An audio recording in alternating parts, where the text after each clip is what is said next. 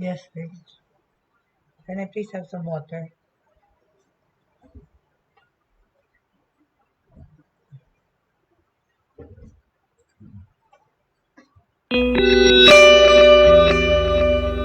Ito ang Broad Stream Cast Communicators, ang naiiba at kakaibang plataforma sa digital broadcast. Mula Luzon, Visayas, Mindanao hanggang sa iba't ibang dako ng mundo. Broad Stream Cast Communicators, ang sandigan ng sambayanan mula sa walang labis at walang kulang na pagbabalita, paglilingkod, maglalahad ng mga mapagbuong komentaryo at usaping pambayan para sa kapakanan ng karamihan. Broad Stream Cast Communicators, tuwirang maglilingkod ngayon hanggang sa susunod na henerasyon.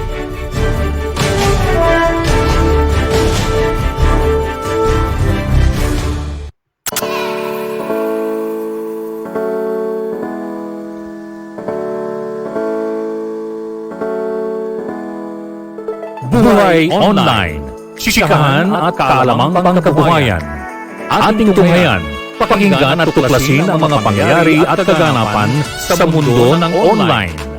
Buhay Online, Chikahan at kaalamang pangkabuhayan. Alamin ang pinaka-latest trends mula sa trabaho at kung hanggang saan ang narating ng teknolohiyang ito. At ngayon, narito na ang ating host, ang ating Techiemommy, si Jaye C. Bautista.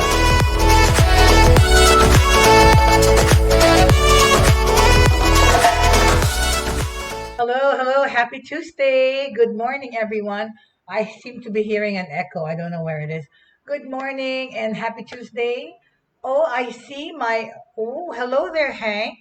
I'd like to welcome Hank to the show. He's from Taiwan. See, you see, our audience is global. It's international, and most of the time, Hank, we speak English in the show. Yes, because of the international audience, but I also speak in the vernacular here in the Philippines, which is Filipino. So magandang umaga po sa inyong lahat. Welcome po to Buhay Online. Of course, we're live. See, you just saw my husband walking up the stairs behind me. But anyway, hello Jake. Hello Jake. Happy Tuesday.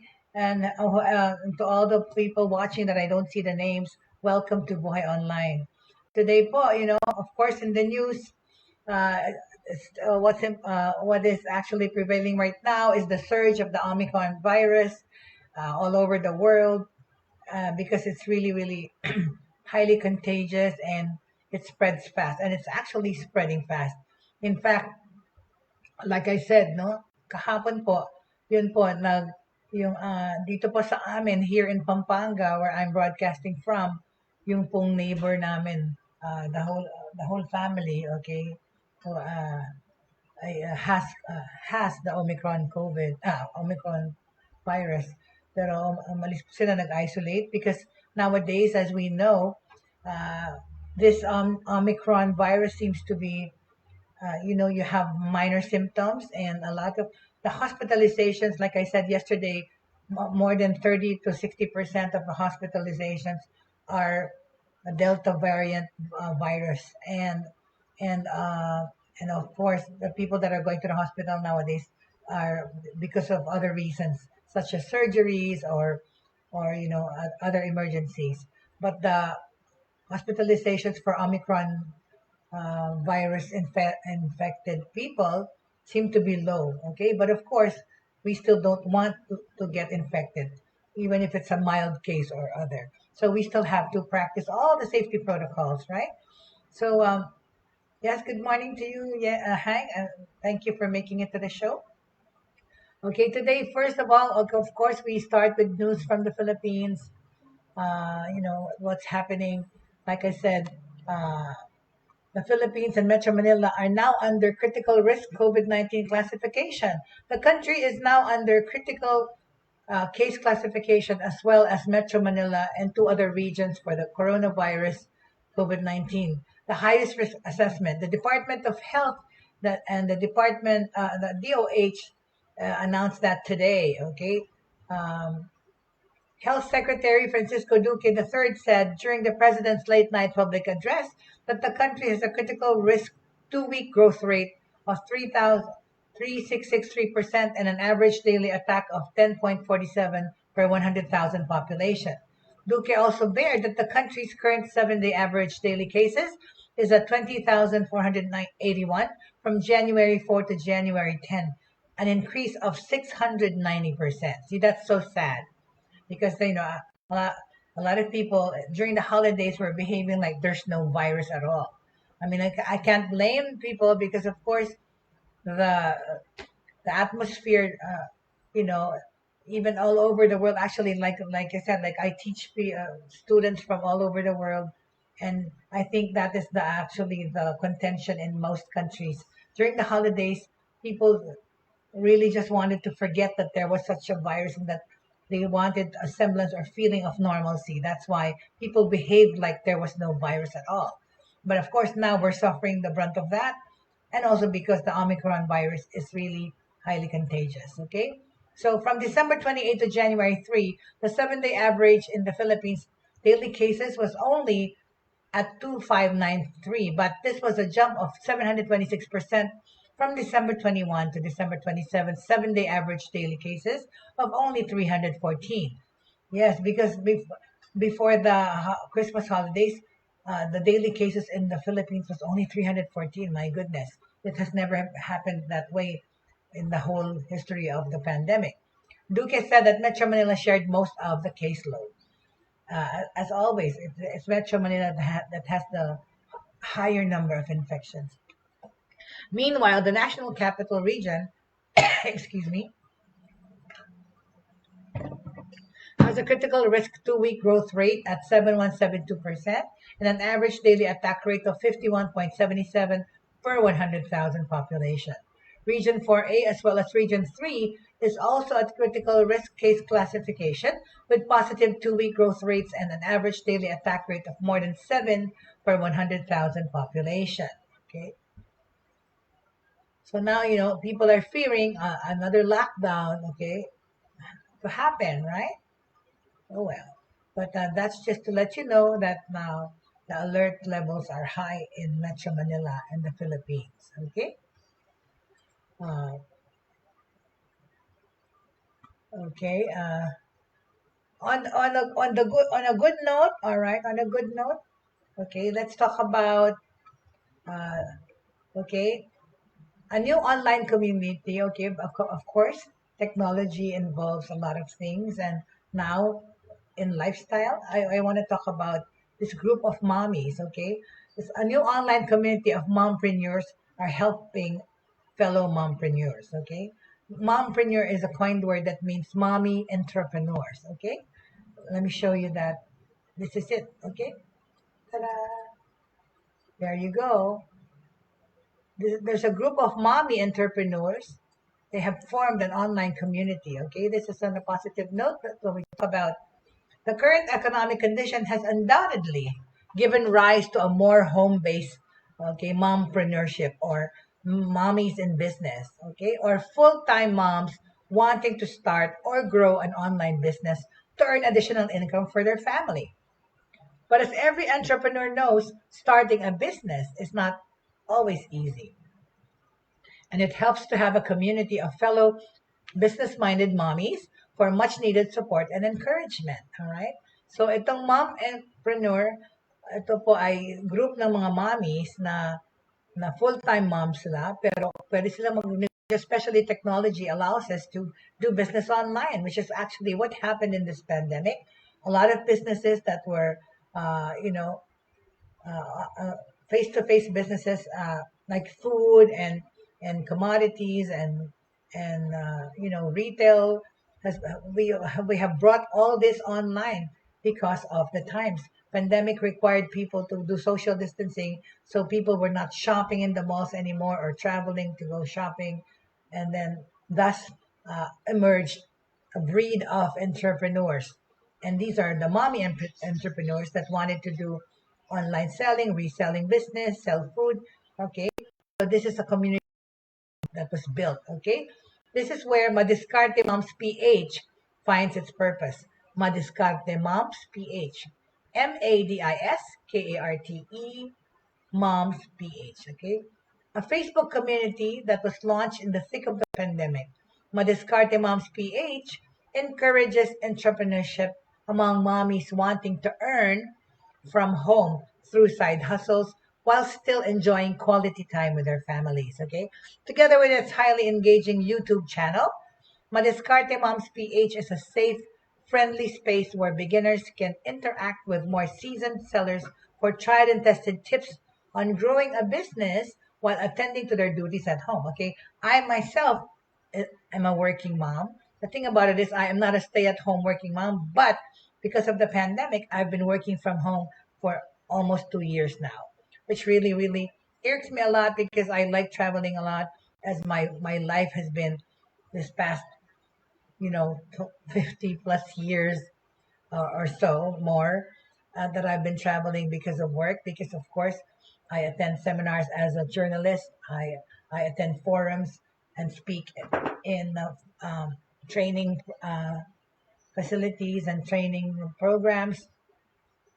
But like I said, more than any time now, I actually have more work cut out for me now than before the pandemic because I have transferred a lot of the things that I do face to face to online. I'm able to teach, I'm able to train, I'm able to speak in engagements. I'm able to do my correspondence and my journalistic jobs and copywriting skill set is used all online now. Okay, so okay, going back to the topic of mom entrepreneurs. These are moms, that are home, basically staying at home and putting up businesses. Okay, Madiscarte Moms PH encourages entrepreneurship among mommies wanting to earn from home through side hustles while still enjoying quality time with their families. Okay, together with its highly engaging YouTube channel, Madiscarte Moms PH is a safe, friendly space where beginners can interact with more seasoned sellers for tried and tested tips on growing a business while attending to their duties at home. Okay, so powering Filipino business owners with the strongest connections and the most reliable digital tools. Of course, that's where technology steps in. You have to have a good provider like PLDT Home Biz that will wire you or connect you to the cyber world, of course. So PLDT Home Business recently reached out to Madiscarte Moms PH mompreneur members to provide much needed support to their ventures. Okay, because PLDT saw the rise of home-based entrepreneurs using online tools to grow your businesses when the pandemic struck. Many of these homepreneurs, or not just mommies, but anybody doing business at home, wanted to find an extra source of income to support families during this time of uncertainty. As part of the advocacy to encourage entrepreneurship in the country, PLDT Home Biz is very supportive of Filipino moms who are setting up their side hustles from comfort and safety of their own homes. Okay, so yeah, so join the mommy movement. All those mommies that are not yet online and trying to do their businesses or work. There are many exclusive perks to joining Madiscarte Moms PH. In this safe online space, members can meet, learn, and collaborate with other like-minded mompreneurs. Okay, they are also entitled to free webinars and trainings led by mom industry experts like yourself, like myself, to help them kickstart or upgrade their side hustle skills. Okay, joining the ever-growing Facebook group and YouTube channel also gives easy and free access to community events and exclusive gatherings. Okay, this can expand the Descarte Moms network by connecting mommies with established enterprises, okay, from different industries, okay, and the educational materials and tailor-made resources for mommies or mompreneurs are also available anytime to help them in their home-based business. Other activities such as live interactive sessions with side hustling experienced personalities are held monthly. Okay? So dito po sa madiscartemoms.ph, madami kang matututunang diskarte para magsimula ng small business na mas masulit na halaga. You get to meet other mommies who share the same interests and who can offer you tips and best practices. You can also interact with personalities who have already launched successful businesses and learned from them. Okay. Most of all, you can find partners or suppliers within the group who can help you grow your side hustle. Okay. Okay, ang PLDT Homebiz is supportive of Madiskarte Moms. The brand is set to launch Gawad Madiskarte 2022. This is the community's first ever and grandest awards dedicated to its members who have stood out with their inspiring entrepreneurial stories. Okay? So grow your business confidence by joining Madiskarte Moms PH community and connect with other mommies and mom entrepreneurs, mom expert partners and suppliers as you start earning from the comfort of your own home. Okay? To be a member, okay, you have to join pldthome.info/mmphf be launched and to subscribe to the YouTube channel of mompreneurs. Okay. Hi there, Miss Angelica Paz. Good morning. And I know that you are at home recuperating, Miss Angelica Paz. Okay, on your quarantine. I wish you well. I hope you're feeling better. Okay, like I said to you on Facebook, welcome to the club. And again, as I will say, I am a COVID-19 survivor, as well as my family. We had COVID last year, and thank God, we only had minor symptoms because my household, most of them were asymptomatic, except for me. I exhibited like pains in my body and headaches, but we are COVID-19 survivors, and I'm fully vaccinated with a booster shot as well. And Ms. Angelica Paz, I wish you well. I hope you get better. Yun na nga po, yung Omicron virus na to, parang mild yung mga symptoms kung Omicron nga yung sayo. But yan, yung neighbor namin, nagka-Omicron, pati my sister and her family. Because, ulitin ko, my nephews were in that party where that woman, Gwyneth Chua, went noong December 23. Ito po yung this is the trending story about that girl that came back that went to Manila of the Philippines from America on December 22 and supposedly quarantined herself at the Berjaya Hotel in Makati for her quarantine. But on the second day of her stay there, she was picked up by her parents, no less. Okay, yan pa ha, mga magulang pa ho ang sumundo para dalhin sa party. Okay, and noong December 23. Tapos bumalik siya sa kanyang hotel. Hinatid siya ulit doon. Kung paano sila naka-escape ng gwardiya dyan, rumors that they were paid. Berjaya Hotel is now suspended and closed because of being investigated why they breached the protocol of quarantining, okay? If you're coming from another country. Kung bakit nakalabas tong babae na ito at nasundo pa ng magulang. But anyway, in that same party, my two nephews who live in Makati were in that party. And then when they came home, a few days after, one of them was exhibiting symptoms of fever and cough, while the other was asymptomatic. Pero yun na nga, asymptomatic sila, pero umuwi sila, nahawaan na nila ang household nila. Because a few days after, another brother fell ill and was positive for Omicron virus. And then the next day, yung father ni Manila, whom my brother-in-law, ang nag-positive po. Tapos po, yung the next coming days, yun naman, yung mga kasambahay po nila. Yung sister ko na lang po ang hindi pa, ang negative. Pero, and they had to isolate the old people that were living with them. So, yan po ang result ng ginawa ng irresponsible woman na ito. Oh my gosh, so that's right. So you were in Makati the last place that you were was in Poblacion Makati, which is where the infestation came about because of that woman. Oh my gosh. Yeah, maybe you ate in a restaurant somewhere there or whatever, I don't know, but see, it's spreading fast in Makati, okay? But anyway, so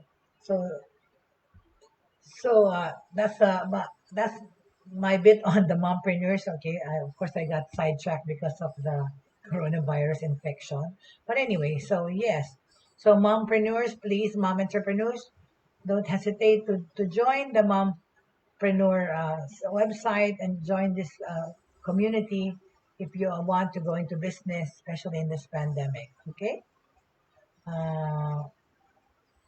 All right. In the field of technology and academia, right, in the Philippines. Oh, before anything else, I wanted to say that the Department of Education website, the DepEd, was hacked. Oh my gosh. A few days ago, the DepEd or Department of Education website was hacked. All right. Yep. By someone. Okay. The DepEd website was hacked by someone or a group with the monikers of OX 1998 and B44T. Ayan po yung pangalan ng nag-hack. Okay. Let me show you. Okay, I'm gonna show it. Let's show it. Don't worry, okay? But you have to bear with me as I put the graphics for you to see, okay?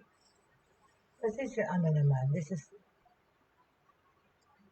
okay? Bear with me, please, okay? Bear with me as I show you that the website of DepEd was hacked. Hold on.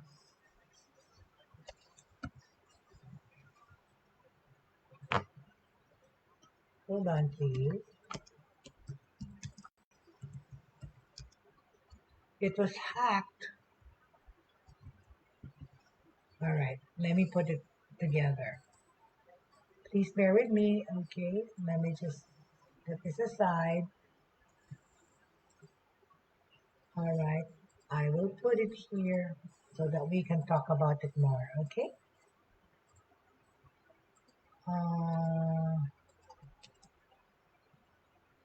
There you go. All right, here it is. There, okay? Hacked by, and that is the moniker. That's who hacked the site. B44T and Oxy1998, okay? All right.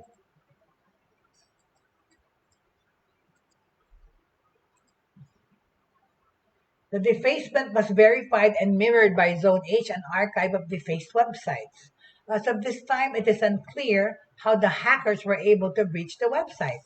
Web defacement is typically done by hackers who break into a web server and replace the hosted website with one of their own. See?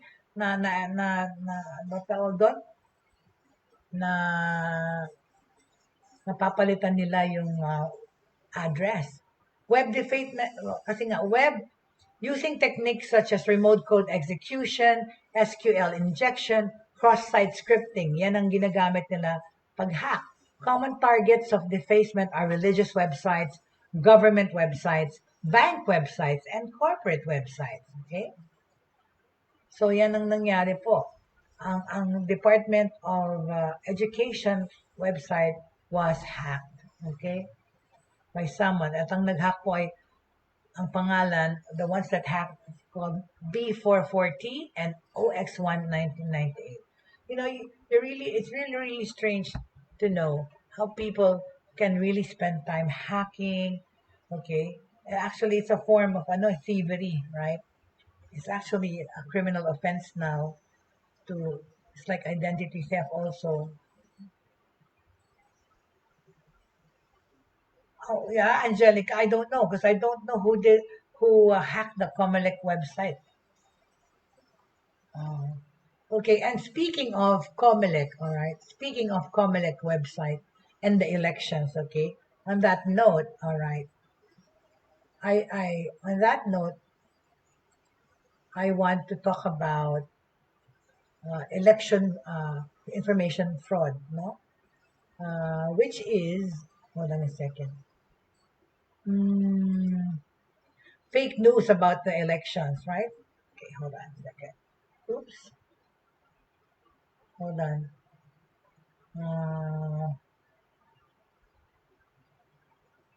Hold on, please. All right. fake news during the elections. Yeah, this happened, no? And I'll show you why. Here it is, all right? Okay. Fake news regarding elections. I want to talk about fake news regarding election campaigns, okay?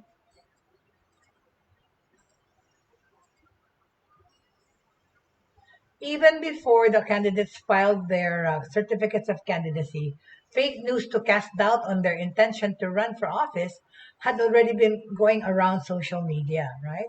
After the official filing of COCs, more fake news appeared, some manipulating images, others stating information that was not true, okay?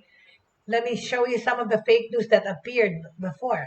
Because the Philippine elections is, for our international audience, the Philippine elections is happening this year, in May of this year, okay? So some fake news appeared and then faded. The election campaign season has not yet officially started, right? And a series of photos and videos casting doubts or attacks on candidates' character flooded social media. Since netizens seem to find entertainment value in the overflowing information on the odd, the ugly, and the weird part of human nature, I'd like to share some information regarding some of the fake news that came out.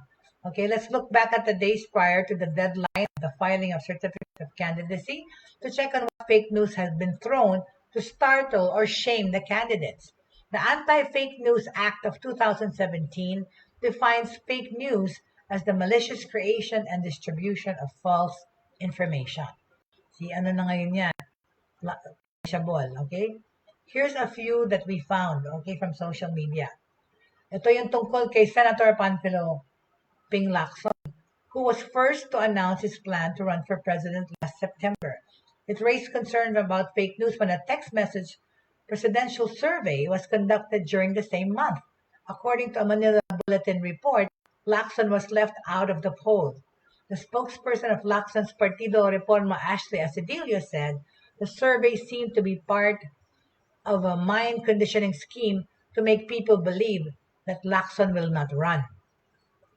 In November, Lacson highlighted that fake news and vote buying will be the top threats for the May 2022 elections. Okay, more than a week after the filing deadline of COCs or certificates of candidacy, videos and articles were also shared by several netizens about Vice President Leni Robredo's disqualification from the 2022 elections.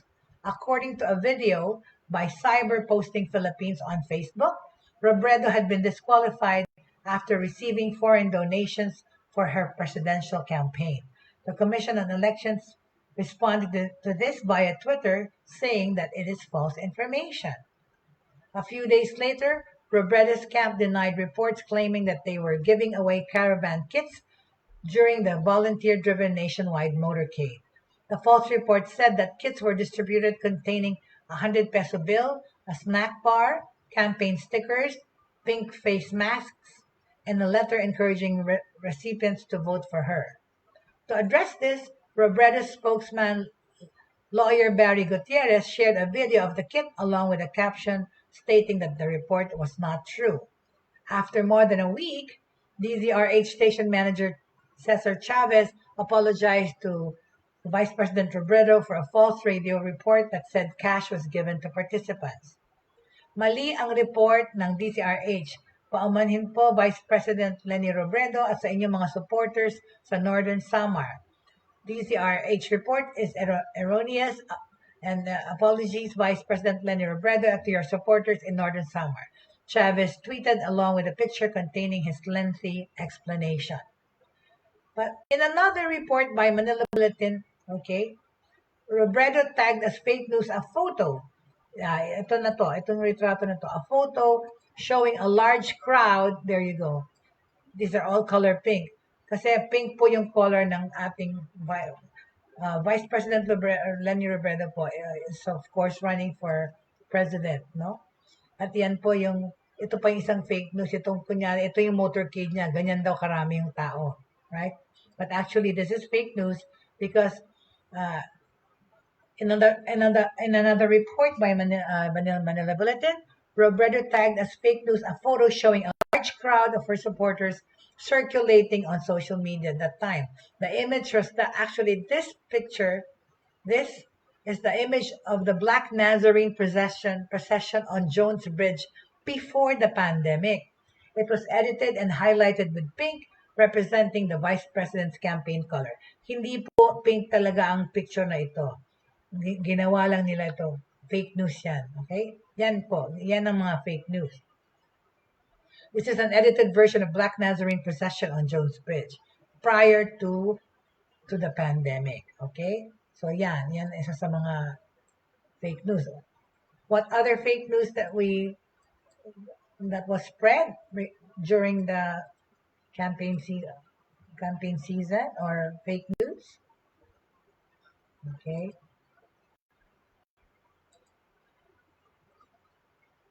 Former Senator Ferdinand Bongbong Marcos and Davao City Mayor Sara Duterte Carpio's supporters had also condemned a manipulated image of the tandem's unity ride. Okay, the photo showed thousands of Marcos followers in red shirts gathered along the Kalinga National Road in Langangilang crossing the Don Mariano Marcos Bridge.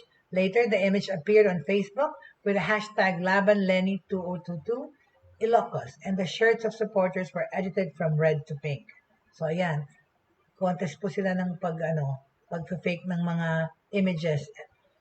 There's actually penalty. Okay, I just want you to know that there's actually a penalty for individuals disseminating fake news. Kung yung mga nagkakalat po ng fake news, meron po yung liability at sanction. No? According to Anti-Fake News Act 2017, any person, okay, who maliciously offers, publishes, distributes, or circulates false information that may cause panic, division, chaos, violence, or hate among people or groups will be punished by the law. And sans, of course, dyan bumabalik sa social media platforms like Facebook, Instagram, YouTube, Snapchat, WhatsApp, or any social media platform, o TikTok, kaya iniimbestigahan ngayon yan po, diba? Dahil sa Amerika, pinapamandate na nila na merong repercussions to as a law, yung pag-disseminate ng fake news, lalo na yung mga tungkol sa vaccine at tungkol sa COVID-19. Very, very, serious case, okay? Because it involves people's lives, okay? So a person found guilty of disseminating fake news dito sa Pilipinas will be punished by a fine ranging from, 100,000 to 5 million pesos and imprisonment, okay, ranging from 1 to 5 years. Meron pong pagkakakulong, okay, yung pagkakalat ng fake news. Kasi po, yung ibang mga fake news, malicious, buti lang kung mga scandal lang, hindi po, it involves people's lives. Such as yung mga anti-vaxxers o yung mga misinformation regarding the vaccine, yan po, punishable by law sa Amerika rin po. So how do you spot fake news? Okay? The Manila Bulletin advised ways to spot false information. First, find the source of the news. Okay? Ayun po importante. I-verify nyo po yung news bago nyo i-retweet, bago nyo i-repost something that you see on the internet. First, verify it, okay? Find the source of the news. Check if the publisher is affiliated with established news sources or small-time bloggers sharing personal sentiments on a specific social media page.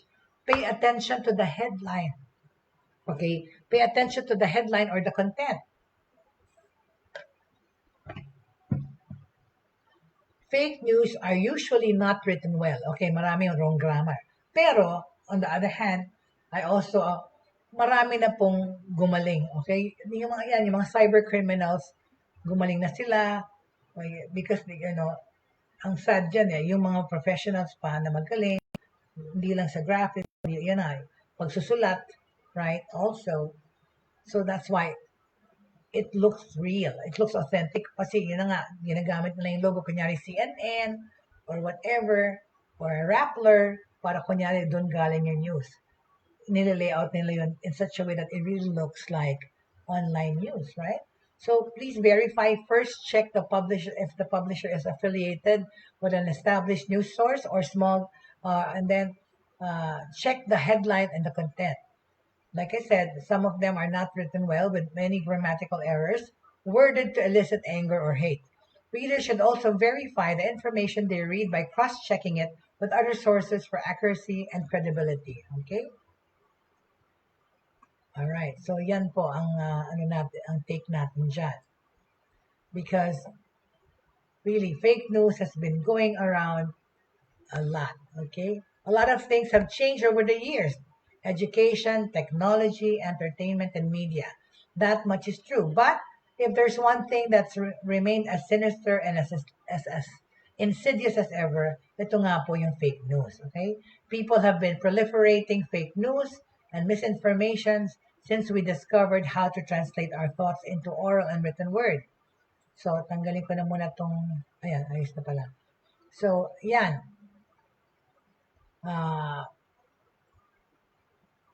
Nawala tuloy ako where I was talking. But anyway, yeah. As I was saying, hold on please. Ayan, naghang na po ang aking computer. So yeah, fake news has been going around for now. And just have to be careful to make sure that before we share something or repost something that we read online, verify nyo po muna, okay? Check the company or whoever's publishing it, right? To make sure that the source is legit, okay? Oy, nag-crash yung site. Hala, I was talking about fake news, tas nag-crash. Okay?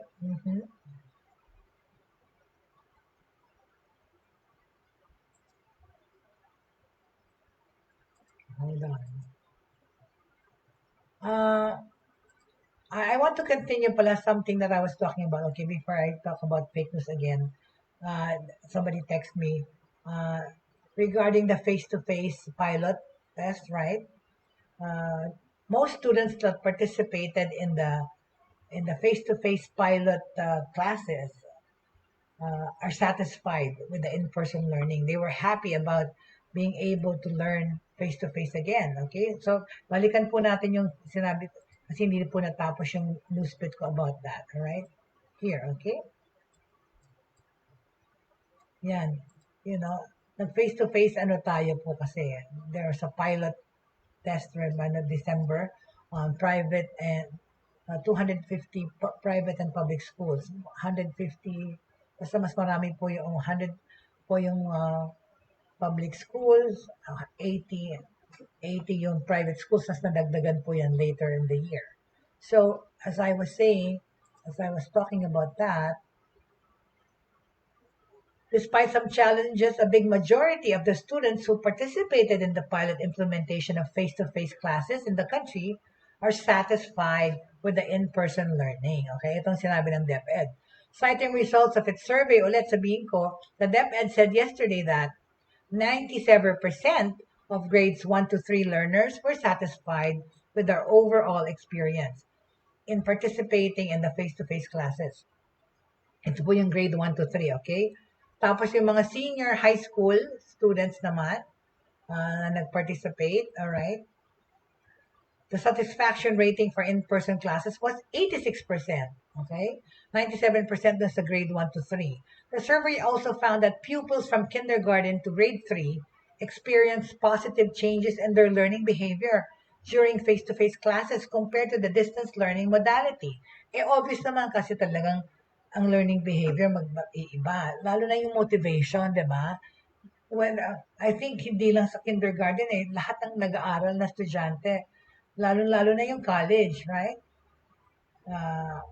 For senior high school students, 91% of the student respondents agreed that their skills and knowledge improved because of hands-on use of tools and equipment. Hindi mo naman talaga pwedeng i-compare because talaga namang malaki yung disparity ng motivation na lang at pag-aaral online as opposed to face-to-face.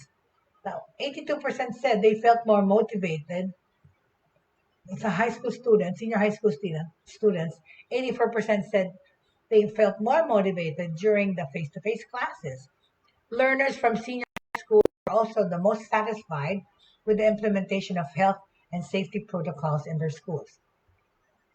The survey showed that only 3% of kindergarten learners did not feel safe. So, talagang napakaliit na, while 5% of those in grades 1 to 3 did not feel comfortable discussing their feelings. In the senior high school levels, 78% felt safe while studying with their classmates, and 74% felt safe in the school premises. Okay, the DepEd said a total of 265 public schools and another 22 private schools participated in the pilot implementation of face-to-face classes in December 2021. One school had to implement a campus-wide lockdown for disinfection. A total of 12,084 learners joined the in-person classes with a weekly attendance rate of 84.42% overall, particularly in week 4 of implementation. Teachers noted that the two most pressing challenges that they faced were the limited time to accommodate all learning concerns by the students. Ayun na nga, naulan ng mga questions at mga concerns sa mga estudyante, di ba? Dahil ngayon lang sila nakaranas na maging harap yung teacher nila sa kanila. So I'm sure the teacher was barraged with questions by excited students who went back to school, right? Face to face. Plus,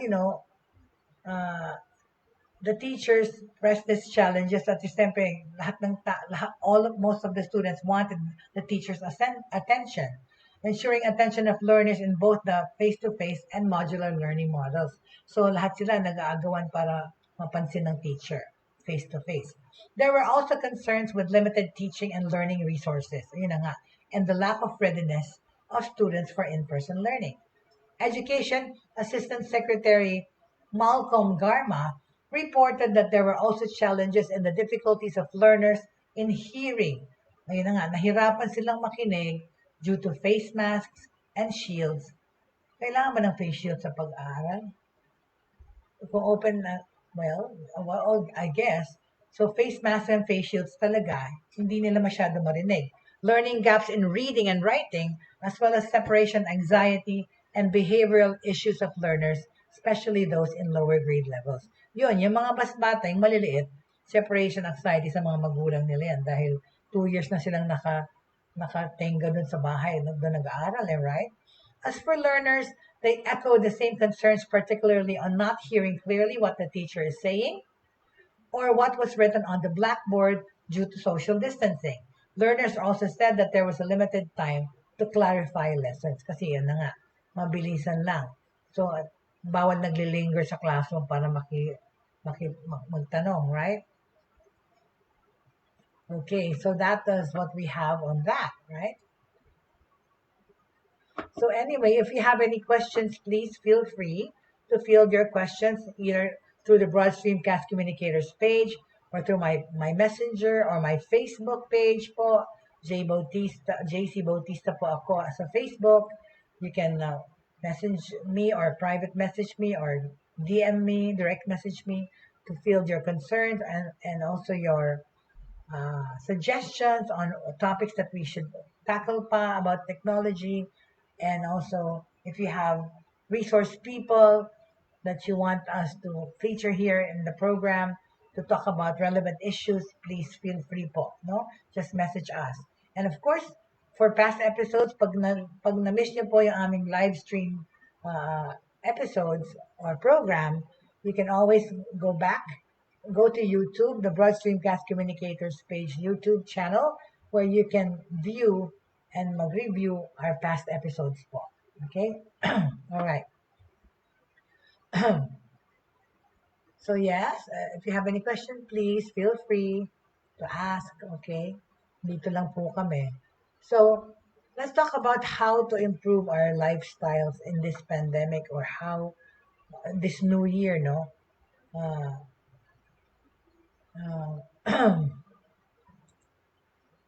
Okay, I have too many tabs open. That is my problem talaga. Kasi when I'm online most of the time, but at the same time, palagi na lang nakabukas ang aking internet. That's why I'm always prone, to hackers and viruses. Okay? Because, uh, yeah, continue po natin yung how to spot fake news. Alright, bukas na lang yung lifestyle. Okay, sige. Right, okay, because we were talking about how to spot fake news. Okay, let's go back to that. A lot of things have changed, like I said, right? But what stayed and is actually more dangerous and more actually damaging than ever is fake news. People have been proliferating fake news and misinformation since we've discovered how to translate our thoughts into oral and written word. But never has it been easier to spread fake news ngayon, di ba? Kung noon, sa mga tabloids, sa newspaper kayo nakakakuha ng fake news ngayon, mas madali talagang mag-imbento ng news. Because of the bells and whistles of technology, because of how good graphic artists are, how good copywriters are, para mag-simulate ng news na mukhang totoong news. Dahil sa technology, right? Because thanks to social media and internet culture in general, people will believe anything as long as it looks like the information is from a reputable source. A professional looking font here, a stock image there, maybe even a random quote or two, and that's exactly why fake news is very harmful. Ayun na nga. It gets mixed in the overwhelming, diba, story, sa dami ng mga news threads, yun, nag-intrude sa ating Facebook, sa ating cellphone, sa ating mga laptop, at ang dami-dami pang ways para i-spread to. Because these are mga ads na nag-intrude, pero news din na nag-intrude, nami-mix na sila sa totoong news. Because of how good those artists lay out and those writers fix it, and they get really legit companies in mga logos, they steal the identity. That's why fake news can be really dangerous, okay? It gets mixed nga into the accurate news threads. Links to credible articles produced by well-established publications and professional research findings that an untrained fake news spotting eye would definitely miss and pass off as real. What's more is that fake news is reposted by high-profile media personalities, garnering even more attention and interest from the online community. Pati yan, mga fake ads, itong mga fake resellers, itong mga scammers, yan din po, kasali sila sa fake news kasi they advertise dun sa ating Facebook, sa ating social media, and they actually even ginagaya pa nila yung logo. Minsan pati yung personality, yung celebrity na nag-endorse ng produkto, linalagay nila yung video sa ad na yon. Tapos only to be what? To find out that bogus yung tinda nila. I mean, I am a victim of that over and over again. My fiance and my child, they laugh at me because nakaka-order ako pagdating sa akin fake news. Yung, because yung fake news talaga, because it's not even the same product, ginaya lang nila tinampakan ng sticker. Tapos one time nga I bought parang they said it was oil that could cure my rheuma or yung pain or the swelling. Only pagdating ko, it was efficacent oil na iniba lang yung kulay. Hindi walang sticker. So those things, those kind of fake news, okay? What's more is that fake news is reposted nga by celebrities even. Sometimes it actually comes from the important political figures and organizations themselves. No wonder people think of it as real, right? And no wonder fake news and misinformation is known to spur many people into aggressive, discriminative, and ignorant action. Okay? That is why it's absolutely important that we know how to identify fake news. Okay? Maglalagay nga ako ng graphics, ha? Sandali lang. Sorry ulit. Because we're talking about this, we might as well lagyan naman natin ng something na makita. Okay?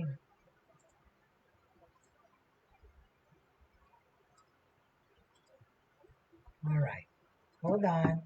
Bear with me. Sandali lang.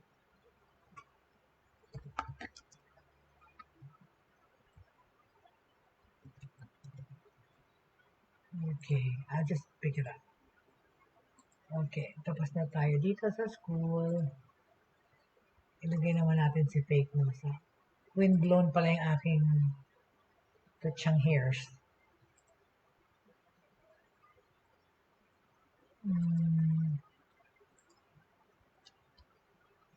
Okay.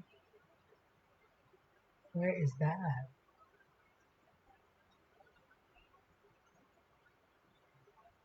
Where is that? There you go. Okay, there it is. Ayan, okay. So as I was saying, things have changed over the years, right? But regarding and kasama sa internet yung mga fake news, okay? So again, let's have a rundown how we can detect this, okay? It's important that we know how to identify fake news, okay? And end the vicious cycle of misinformation and ignorance. And the only way to do that is to start with ourselves and with the way we analyze and discern information. Okay, with that, I want to give you 5 things to look out for when determining whether or not something is fake news. Okay? Okay, ito na. Number 1, find the source. Look for the publisher of every story you come across and do a quick Google search. Is this publisher affiliated with a professional and established news source or agency? Legit ba itong kumpanya na ito? Are they linked to any organization, company, or corporation? Or are they simply small-time bloggers sharing their ideas on their personal pages? Depending on the content of the story, the publisher's background will give you a good idea of how credible the story is. Diba? So check nyo muna. Okay? Number 2, check nyo yung platform. Okay? Does the URL of the web page you're looking at look a little funny to you? Sinabi ko na to in the past. I've already talked about this. Look at the URL, which is the address that you put there on the search. Okay? For example, yung iba, nagdi-disguise Amazon daw sila. Puno. Pero pag tingin mo doon, hindi siya Amazon.com. Amazon. Merong konting strange about the spelling of the website. Or SM or whatever.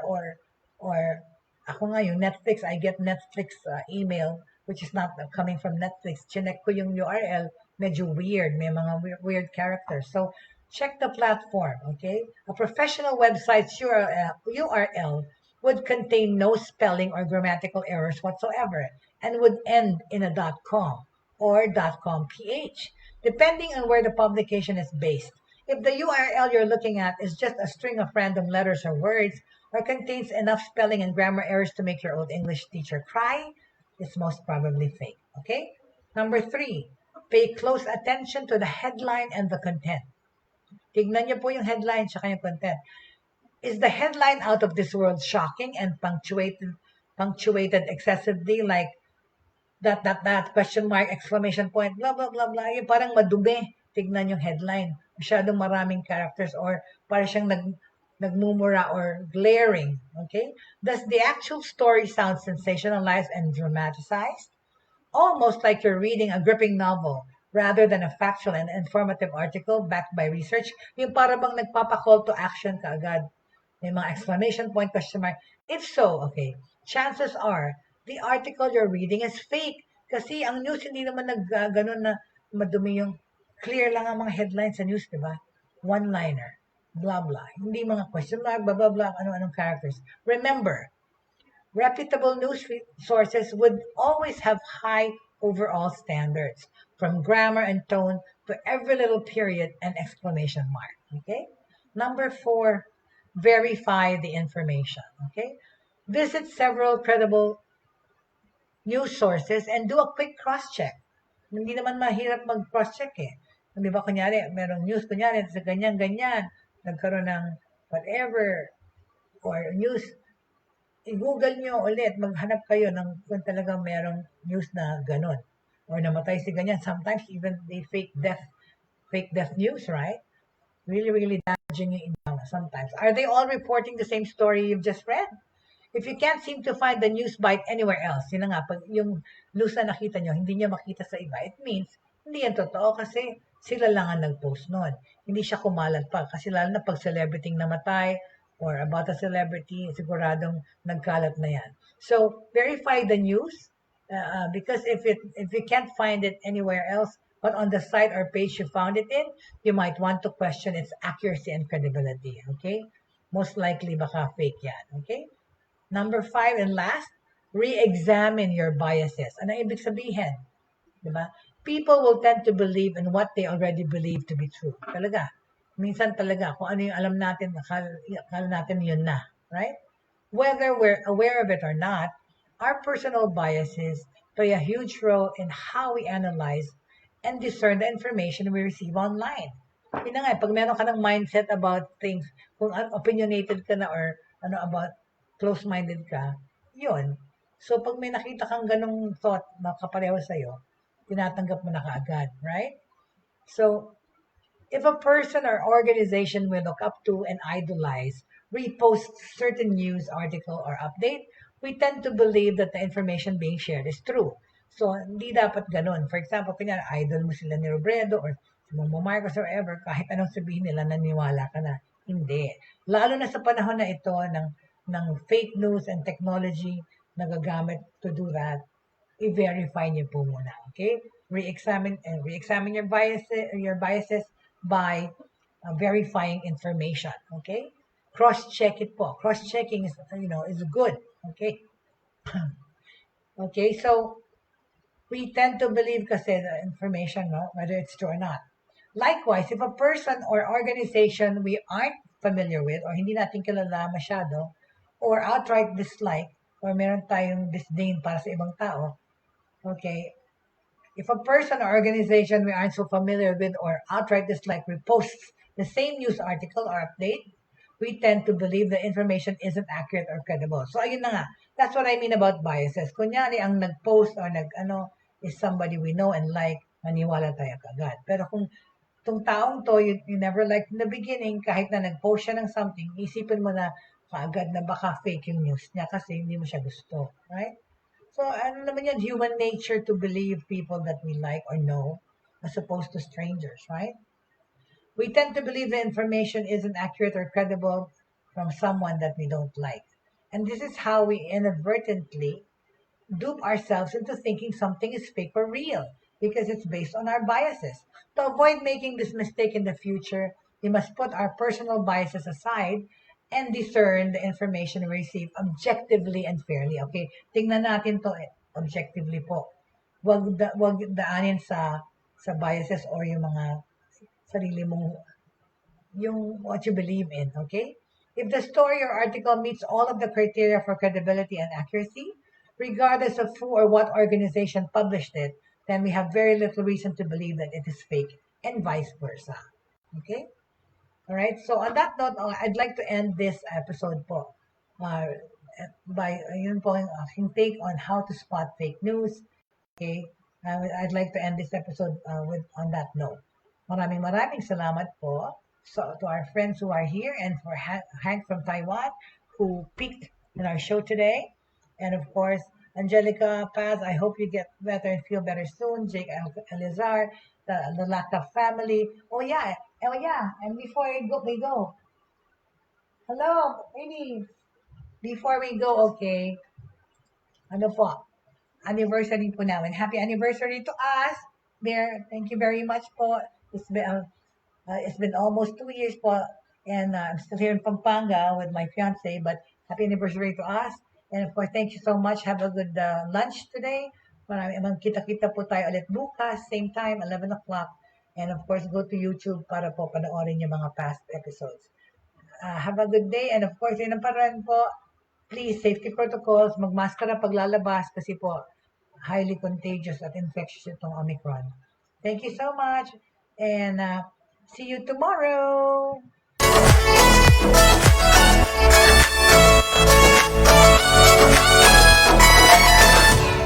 Inyong natunghayan at napakinggan ang mga makabagong pamamaraan sa mundo ng online sa pamamagitan pa rin ng Broad Stream Cast Communicators. Hanggang sa muli, maraming salamat po. And also, belated happy birthday to Bianca Bautista. Goodbye!